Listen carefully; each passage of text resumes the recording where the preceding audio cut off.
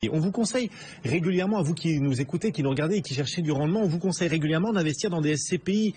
Joli rendement, c'est vrai, de près de 5%. C'est rare de trouver de tel rendement sur les placements, mais ce rendement, il n'est pas garanti et certains même craignent une bulle sur les SCPI. On va en parler avec Frédéric Puzin. Il vient de nous rejoindre, le président de Quorum AM. Bonjour Frédéric. Bonjour Guillaume. Y a-t-il un risque de bulle sur les SCPI? On peut se poser la question quand on regarde en tout cas l'immobilier commercial. C'est Bercy qui a publié une note il y a quelques jours assez alarmante sur les prix de l'immobilier commercial. Oui, alors y a-t-il une bulle? Je vais vous répondre. Non, il n'y a pas de bulle. Mais pour autant, on peut effectivement se poser la question sur l'évolution du marché immobilier, notamment parisien. Ouais, le marché de l'immobilier commercial dans son ensemble pourrait présenter une surévaluation de 15 à 20%. Surévaluation de 15 à 20%, c'est ce qu'expliquait cette note. Ça veut dire qu'il est au bord de l'explosion, cet immobilier commercial en France? Non, il n'est pas au bord de l'explosion, mais un certain nombre d'indicateurs peuvent amener à se poser des questions. Alors, peut-être déjà en deux mots, rappeler qui est ce Haut Conseil de la stabilité financière. Oui, qui a publié cette étude assez alarmante. Ouais. Voilà, donc son nom, il le porte bien, puisqu'il est en charge de surveiller la stabilité financière du pays, et quels que soient les marchés, et le marché immobilier fait partie de ces marchés financiers. Donc, une fois qu'on a déterminé son rôle, qui participe, on a son président, qui est le ministre des Finances, on a le gouverneur de la Banque de France, qui est également le président de l'autorité de contrôle prudentiel, qui régit l'activité des banques et des assurances. Et puis, on a un certain nombre d'économistes qui participent à ce comité. Et alors, pourquoi lance-t-il ce pavé dans la mare immobilière? Pourquoi insiste-t-il sur cette surévaluation des prix de l'immobilier commercial? Vous nous dites, non, tout va bien, il n'y a pas de risque. Ouais, attendez, 20% de surévaluation, c'est pas rien. Pourquoi ce pavé dans la mare maintenant? Alors, il faut déjà comprendre l'objet de cette réaction par rapport à la nature des investisseurs sur ce marché immobilier. En gros, on a 4 gros types d'investisseurs. Le premier d'entre eux, c'est ce qu'on appelle les investisseurs institutionnels. Ce sont les assureurs, les organismes de prévoyance, les mutuelles. Donc, quelque part, derrière, ce sont des épargnants. Vous avez ensuite les sociétés foncières, celles qui sont cotées en bourse. Vous avez les OPCI dédiés à ces mêmes institutionnels que j'avais évoqué tout à l'heure, ce qu'on appelle les OPCI institutionnels. Et puis enfin, vous avez ce qu'on appelle les fonds retail, et dans lesquels vous trouvez les SCPI, mais également ce qu'on appelle les OPCI retail, ceux qui sont commercialisés notamment par les réseaux bancaires et assurances. Et donc, à travers tous ces investisseurs dans l'immobilier commercial, ce que vous nous dites, c'est que ce sont tous les épargnants qui sont exposés à l'évolution à venir de cet immobilier commercial, à travers les assureurs dont vous nous parliez, les SCPI, les OPCI, tous les épargnants français, d'une façon ou d'une autre, par ricochet ou plus indirectement, sont concernés. C'est pour ça que Bercy a beaucoup communiqué sur cette note. Quels sont les symptômes inquiétants? Je suis désolé, j'insiste sur la surévaluation de l'immobilier commercial, 15-20% de surévaluation. Est-ce que c'est inquiétant? Alors, ce comité a identifié 4 facteurs qui peuvent amener à se poser des questions sur le marché immobilier français, notamment parisien. Tout d'abord, les volumes investis, qui depuis 2014 sont historiquement très élevés, les plus élevés qu'on ait jamais eu. Deuxièmement, des prix qui augmentent sans cesse depuis, on va dire, la crise de 2007. Étant rappelé que ce rapport nous remémore bien que de 2007 à 2009, ce même marché avait fait moins 15%. Donc il faut quand même savoir que les baisses ont existé et qu'elles ne sont pas si anciennes que ça. Donc il y a eu effectivement un phénomène de rattrapage. Troisième facteur qui amène à se poser des questions, ce sont des revenus locatifs qui stagnent quand ils ne baissent pas. Et là, on revient à la notion de loyer facial et puis de loyer réel, qui sont toutes les mesures d'accompagnement des locataires qui viennent dégrader la rentabilité. Et puis un constat, alors là je dirais un constat qui est un petit peu long terme et historique. Jusqu'en 2004, le marché français était celui qui offrait la meilleure rentabilité pour les investisseurs en termes de revenus locatifs par rapport au niveau d'investissement. Et figurez-vous que depuis 2014, c'est le moins rentable des marchés. On est passé du plus rentable au moins rentable. Pourquoi? Comment en est-on arrivé là en France? En fait, la principale explication, et j'avais déjà dit à ce micro, c'est la baisse des taux d'intérêt. Tout à l'heure, Marie l'évoquait. Le phénomène est assez mécanique. Les taux d'intérêt baissent, donc les investisseurs trouvent une rentabilité supérieure et sont donc prêts à acheter des actifs de plus en plus chers puisque les taux sont de plus en plus bas. Donc on a une incitation à investir dans l'immobilier qui reste malgré tout très intéressant en termes de rentabilité. Ouais. Donc ce qui se passe et qui explique les rendements en baisse de l'immobilier commercial, c'est que plus les taux d'intérêt baissent, et plus les investisseurs immobiliers acceptent des rendements immobiliers faibles, puisque le spread, l'écart de taux est relativement faible. Et donc on assiste à cette augmentation des prix de l'immobilier commercial et à cette surévaluation actuelle. C'est comme ça qu'on peut l'expliquer. C'est exactement cette mécanique-là.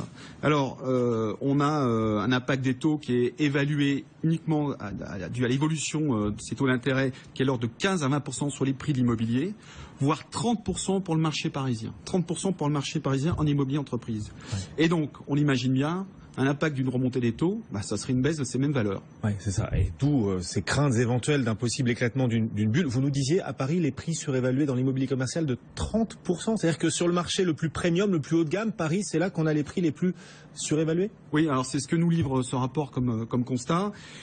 Étant rappelé que ça n'est pas sur le risque locatif, parce que les locataires sont là, ils payent leur loyer, c'est sur la valeur d'achat à l'heure actuelle de ces mêmes actifs, donc de ces immeubles.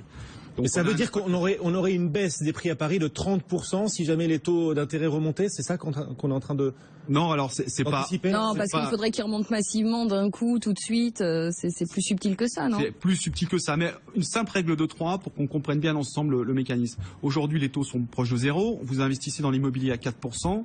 Vous avez un différentiel de rentabilité de 4%. Imaginons que demain, les taux remontent à 1%, ce qui n'est pas forcément une vue de l'esprit. Non. Ça veut dire que mécaniquement, on pourrait imaginer que les investisseurs décalent leur spread, leur écart entre les rentabilités des deux investissements, également de 1%. Donc votre 4% de rentabilité devient 5%. Donc votre immeuble qui vous rapporte de 4%, si vous le revendez, on va vous en acheter 5%. Et le passage de 4 à 5%, ça fait 20% de valeur en moins. 20% de valeur en moins, quand vous avez acheté sur la base d'un revenu locatif de 4%, c'est comme si vous aviez 5 ans de vacances dans votre immeuble. C'est comme si vous n'aviez pas de locataire pendant 5 ans.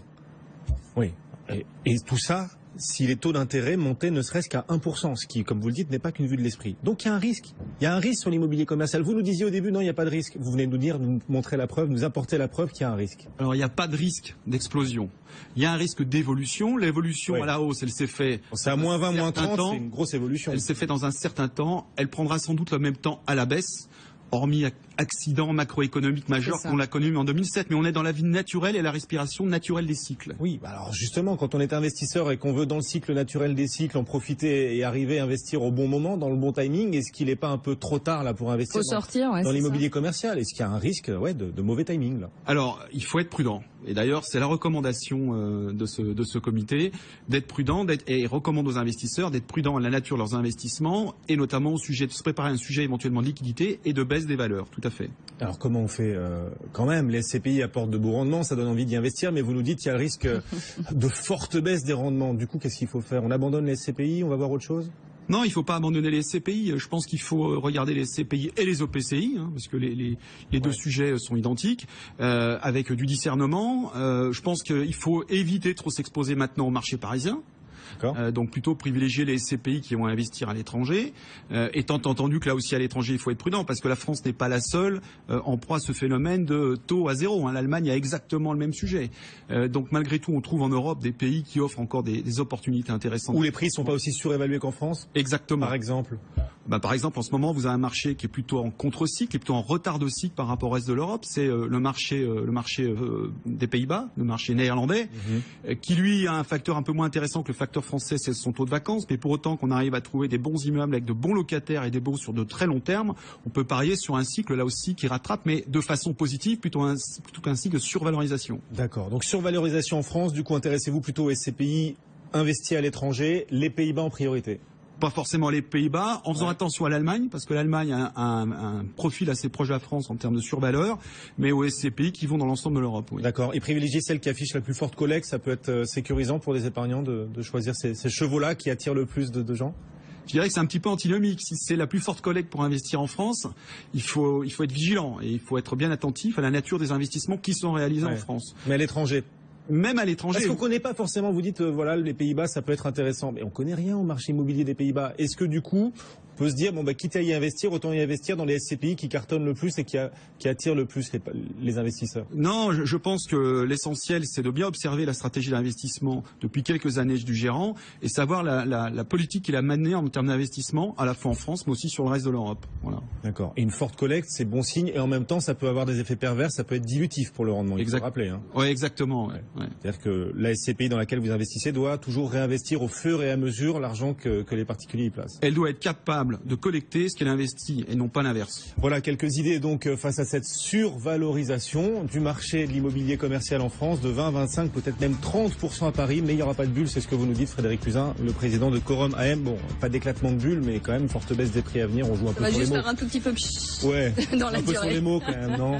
C'est la vie des cycles. Oui, c'est la vie des cycles. Mais les cycles sont faits de bulles, on est d'accord. Merci beaucoup Frédéric d'être venu nous voir. Le CAC 40 toujours en hausse de 0,9%. Intégral Placement se poursuit dans un instant. À tout de suite.